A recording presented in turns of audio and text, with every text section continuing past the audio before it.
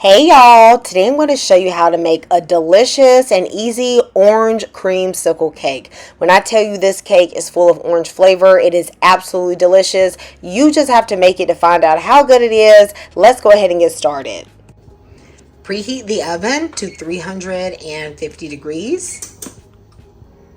Y'all, these are the ingredients for the orange creamsicle or dreamsicle cake. This is going to take you right back to your childhood, honey. So I'm going to doctor up a cake mix today. I know a lot of people like to cook from the scratch, but the cake mix is going to give you very consistent results, all right?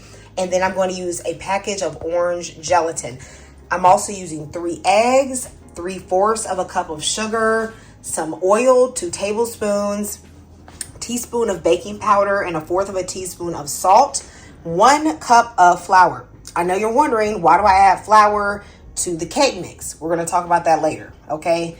We're using orange juice, vanilla, orange flavor, sour cream, and an orange. I'm going to start by combining my dry ingredients. So I'm adding in my cake mix. Now, cake mixes these days are like all different volumes, okay? They have all different amounts. This one has 15.25 or 25 ounces. Some are smaller. It's not going to matter for this recipe because we are bulking up the cake mix with 1 cup of flour. Now the flour is going to add some sturdiness, it's going to improve the texture, it's going to make up for any ounces differences between the cake mixes. This is 3/4 of a cup of sugar. If you're adding the flour, you need the sugar, okay? I'm adding in most of the orange gelatin. I have removed 1/2 of a tablespoon of the gelatin to set aside for the frosting. That orange gelatin is going to add a color and a nice base flavor for the orange. I'm putting in a teaspoon of baking powder and 1/4 of a teaspoon of salt, and then I'm going to mix this to combine. I learned this stretching out the cake mix technique from my grandmother. She said it tasted better, and I would have to agree with her.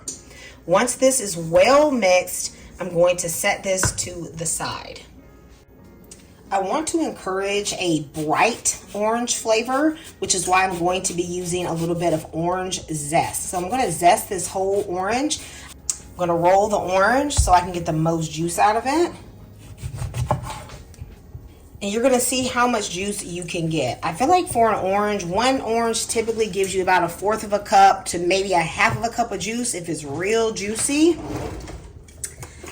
Something that might help you get out the juice is a spoon. I don't have one of those fancy citrus juicers, so this is good enough for me.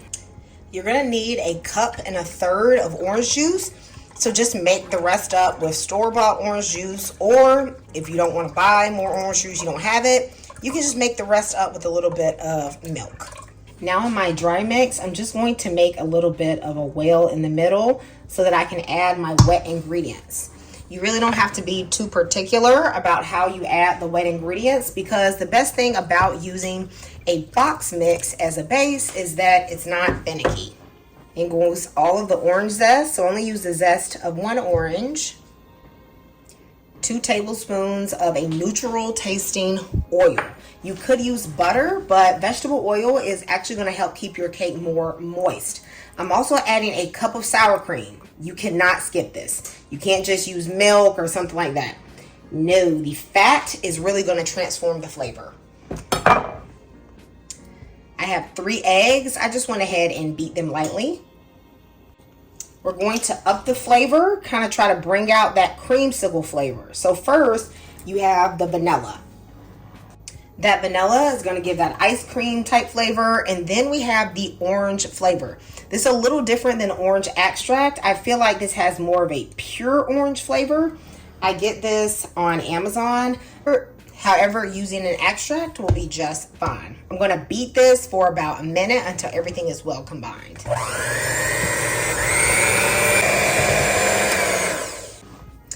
As you can see, there is a beautiful orange color, very reminiscent of a orange creamsicle, and this batter tastes like an orange creamsicle. I have a 9x13 baking dish because I'm making this into a sheet cake. If I can avoid a 2-layer cake, I often will do it. But you actually can make this into a 2-layer cake if you want to. This also is a great base for cupcakes. This cake can take anywhere from 35 minutes to 38 minutes to be done. You want to bake it until the toothpick comes out clean. So for my sheet cakes, usually that takes about 35 to 40 minutes. I have baked this cake for 38 minutes. It is perfectly done. Toothpick comes out clean. I'm going to let this cool.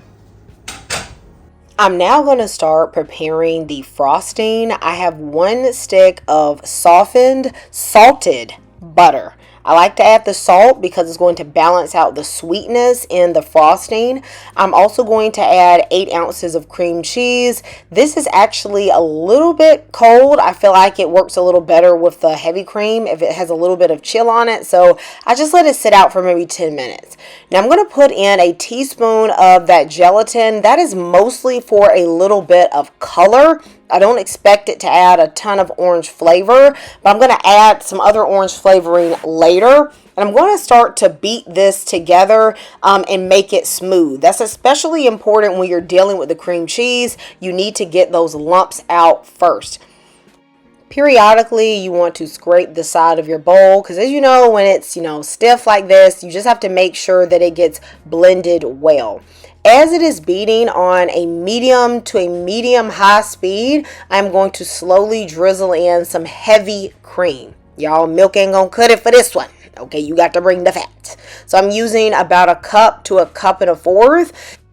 You need to use as much that is going to give you the texture that you want. Now, I am going for a softer, little bit of a looser frosting because I feel like it's easier to spread on top of a sheet cake. You literally can just frost the cake within seconds and you don't get any tearing on the top, and it works perfectly fine for a sheet cake. If you make this into a layered cake, then I would suggest making something that's a bit more of a buttercream. So using 2 sticks of butter, maybe 2 blocks of cream cheese, and then not adding so much heavy cream.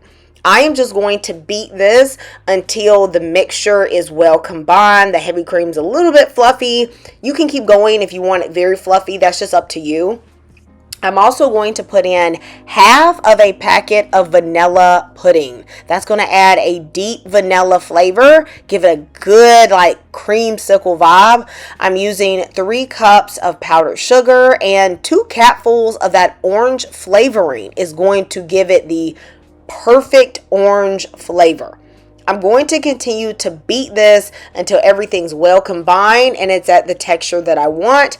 As I said, mine is a bit loose, but that is easy to spread. You just adjust, y'all. This frosting, when I frost a sheet cake, okay, I don't be thinking too hard about it because it's just easy. I don't need to stack it up. I don't got to worry about any coming out the sides like if I was doing a 2-layer cake. Y'all that bake know exactly what I'm talking about.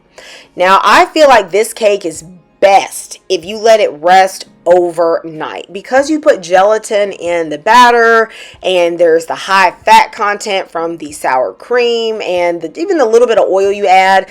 This is a doctored sheet cake. I feel as if when it sits overnight, it almost redistributes the moisture and the texture becomes even more moist. It's a little less springy, and I feel like it's best overnight. So try it that way. Make this a day ahead and let it just sit.